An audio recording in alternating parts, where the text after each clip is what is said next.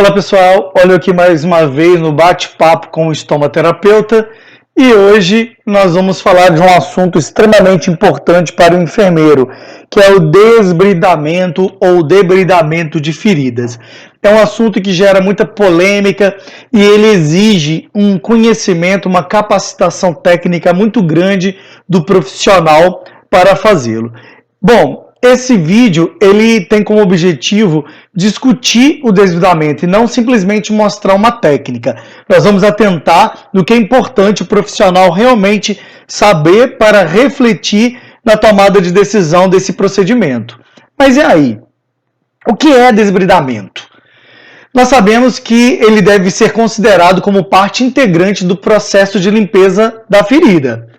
É um processo que ocorre em todas as feridas e facilita a remoção de tecidos inviáveis e necróticos, o que favorecerá uma granulação saudável. Ou seja, esse processo de desbridamento ele está acontecendo mesmo que seja de uma forma autolítica, porque ele faz parte da limpeza dessa ferida. Observem no desenho aí uma lesão de uma mão complexa, né? Isso aí já é uma fase mais adiantada, mas que ainda exige o procedimento de desbridamento. Bom, e os métodos? Quais métodos que existem de desbridamento? Nós temos vários métodos, inclusive alguns que são mais fora do Brasil, não são tão comuns aqui no Brasil. Primeiro é o autolítico. Vocês sabem o que significa desbridamento autolítico? Significa o quê? É um desbridamento feito pelo próprio organismo, pelas células do organismo. Como que eu faço isso? Favorecendo uma umidade fisiológica no leito da ferida. Isso eu posso conseguir com o apoio das coberturas interativas que a gente conhece que tem no mercado. O outro é o conservador, é o desbridamento que até fáscia muscular, que é feito pelo enfermeiro, onde é feito com lâmina. Então, somente o enfermeiro tem a competência legal para fazer esse tipo de desbridamento. O outro é o cirúrgico, que são para os planos mais profundos e que eu preciso do médico, do cirurgião para fazê-lo. O enzimático, onde eu vou prescrever uma colagenase, uma papaina, alguma enzima que vá favorecer esse desbridamento. O biológico, que é muito pouco, eu na verdade desconheço aqui no Brasil quem o faça, que é através das larvas. São as larvas produzidas em laboratório para esse fim, tá? Ainda tem o ultrassônico, que é uma forma nova de promover uma onda ultrassônica, que ela vai fazer um desbridamento seletivo. Ela vai atuar no tecido necrótico, porém não danifica o tecido viável de granulação. E ainda tem o mecânico, que é aquele que a gente esfrega a gazinha, que todo mundo conhece. Aí vai em desenhos desse desbridamento ultrassônico, onde ele vai preservar o tecido saudável, ele rompe biofilmes. Então hoje existem estudos comparativos dos outros métodos e ele tem se mostrado superior por essa capacidade de promover um desbridamento mais seletivo e, além de tudo, atuar, romper o biofilme. E por que desbridar?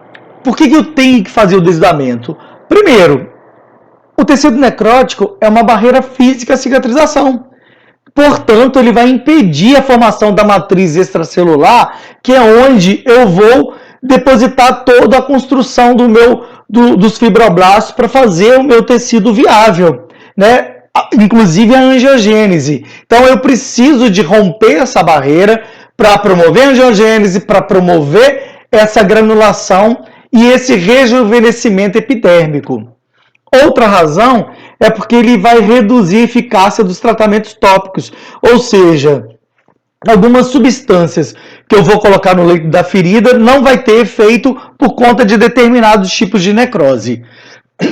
Outro, eles mascaram ou mimetizam os sinais de infecção. Eu não consigo, às vezes, clinicamente observar a presença dessa infecção e também serve como meio de cultura para micro-organismos. Outra característica, porque eles contribuem para a superprodução de citocinas inflamatórias. E essas citocinas inflamatórias, elas vão fazer o quê? Elas vão cronificar a minha ferida, que também levam à superprodução das metaloproteinases, que eu tenho uma aula já disponível no YouTube, no Bate-Papo com o Estomaterapeuta, que fala sobre elas. É interessante vocês assistirem. E por último, impedem também que o profissional obtenha uma imagem precisa da destruição tecidual e iniba a correta avaliação da ferida. Um exemplo disso muito clássico, é quando você vê uma necrose coagulativa. Vamos pensar numa lesão por pressão e onde eu tenho aquela necrose não estadiável. Eu não consigo perceber os planos de destruição dessa ferida. Eu preciso retirá-los para ter uma noção real da profundidade dessa ferida. E mais, eu tenho esse tecido necrótico, ele deve ser removido o mais rápido possível e de uma forma eficiente.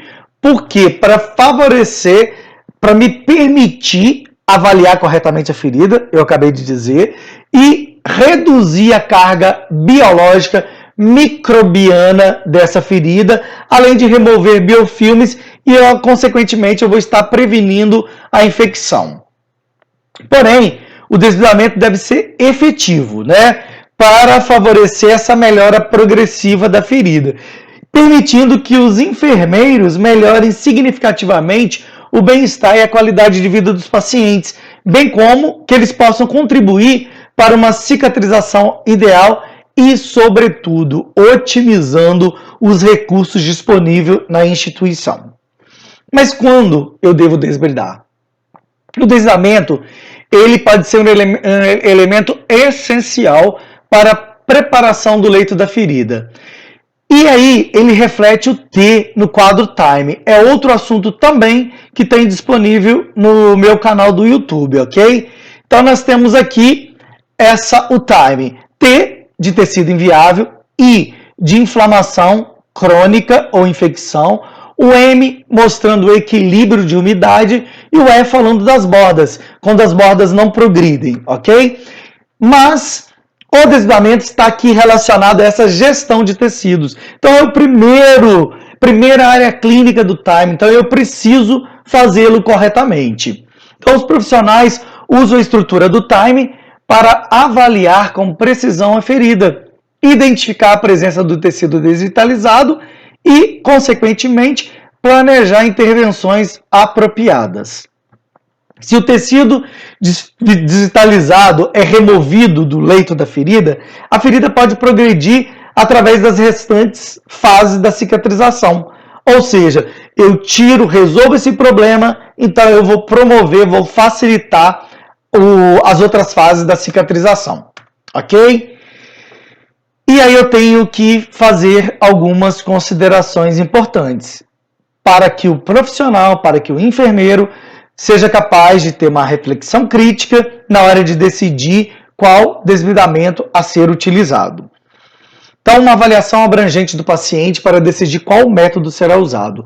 Por quê? Eu preciso conhecer quem é esse paciente, é diabético, está com algum quadro infeccioso, tem distúrbio de coagulação, tem alguma neuropatia que vai reduzir ou mesmo eliminar a sensibilidade. Tudo isso tem que ser considerado. Então, uma abordagem holística vai centrar-se onde? Na saúde geral desse paciente, incluindo as doenças que ele possa ter, tratamentos dessas doenças, medicações que estão sendo usadas, o ambiente de cuidado. Será que esse paciente tem um ambiente adequado dentro de casa para esse autocuidado ou para que outras pessoas possam prover o cuidado adequado desse paciente? Eu tenho que questionar isso também, além do bem-estar físico e mental desse paciente, ok?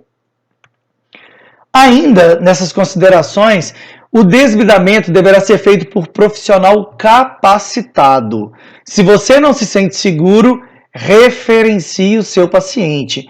Não faça. Lembre da lei do exercício profissional do sistema COFEN-COREN, que vai deixar claro para você que você não deve fazer nenhum procedimento que você não se sinta capaz, habilitado e seguro para fazê-lo, ok? Não esqueça disso, isso é muito importante.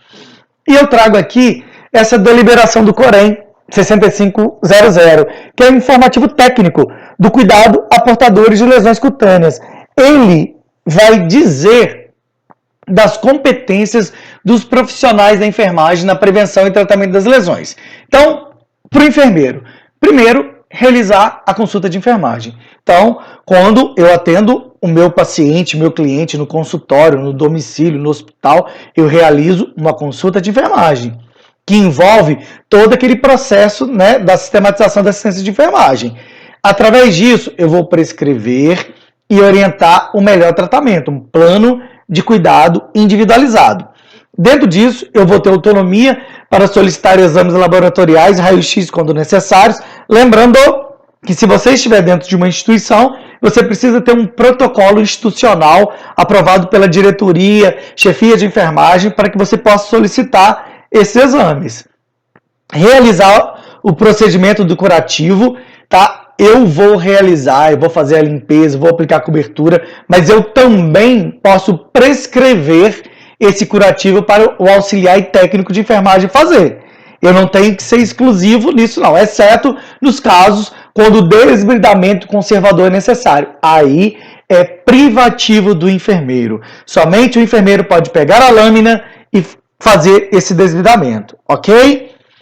Já para o técnico e auxiliar de enfermagem, ele vai realizar o procedimento de curativo, a limpeza da ferida, a colocação da cobertura que foi prescrita pelo enfermeiro, ok? E com relação ao desbridamento, ele vai fazer o autolítico ou químico prescrito pelo enfermeiro, ou seja, ele vai fazer aquele onde vai se usar algum produto para favorecer esse desbridamento autolítico, que é aquele feito pelas próprias células do organismo. Chamando a atenção, o enfermeiro vai realizar o desbridamento quando necessário. O enfermeiro realiza o desbridamento com lâmina, que é o desbridamento conservador. Tá? O técnico e auxiliar de enfermagem não podem fazer esse desbridamento. Novamente, chamando a atenção, porque é uma parte importante que às vezes a gente negligencia, tá? E aí, como que eu vou definir o método de desbridamento? Primeiro, o método de desbridamento deve ser selecionado com base na quantidade e natureza do material não viável a ser removido, a localização anatômica e o tamanho da ferida, e a urgência em se realizar esse desbridamento, além das condições clínicas do paciente que eu acabei de dizer. É diabético? Ele está descompensado? Tem infecção? Tem insuficiência arterial? Tem uma neuropatia? Tudo isso eu vou ter muito claro na minha mente através de um instrumento na consulta de enfermagem. E aí eu tenho alguns procedimentos, que é esse por lâmina, conservador cirúrgico. Qual que é o benefício dele? Ele é rápido, altamente seletivo, porque eu vou tirar somente o tecido necrosado e ele pode ser feito em qualquer tipo de ferida. E quais os problemas que eu posso ter desse aí? Ele exige habilidade, treinamento específico. Ele é doloroso, tá? Ele pode requerer anestesia local, dependendo se for um desligamento cirúrgico, por exemplo, tá bom? E ele vai também, o cirúrgico pode danificar algum tecido viável, tá? E quando que eu vou fazer? Imediatamente. Eu decido e posso fazer. Se eu tiver um ambiente propício para isso, pode ser feito até na beira do leito, tá bom? E ele é recomendado para qualquer tipo de ferida. O mecânico é aquele que eu vou fazer, esfregar uma gazinha, tá? Ele é mais rápido que o desligamento autolítico, tá bom?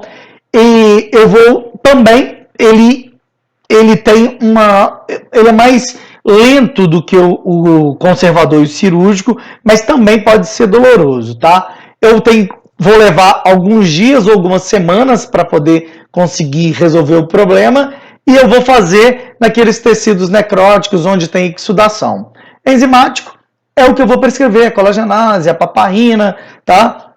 Ele também é de leve, de lento a moderado e ele pode causar uma irritação no tecido subjacente, na pele periferida, porque ele é uma enzima, lembra disso, e pode danificar a pele ao redor e promover alergia. Também vai levar de dias a semanas. e também feridas com tecido necrótico. O autolítico, ele é um desenhamento que tem pouquíssima dor, é fácil de fazer, mas ele é mais lento que os demais e ele é contraindicado quando uma ferida está infectada. Então, eu preciso também de ter isso claro na minha mente, tá? Ele requer que você tenha essa compreensão, é mais lento, também vai demorar de semanas a meses, porque ele é um processo lento, tá bom? E eu vou ter que fazer nessas feridas que tem uma boa perfusão e com mínima necrose. Não adianta eu querer fazer o desdobramento autolítico numa lesão com a maior parte do seu tecido necrótico. Então, eu vou levar, como eu vejo aqui, até meses. Eu preciso de ter cautela, tá? Tem que ter cuidado na hora de fazer o desdobramento. Primeiro, áreas de alto risco: rosto, mãos, pés e genitália. Membros isquêmicos. Cuidado.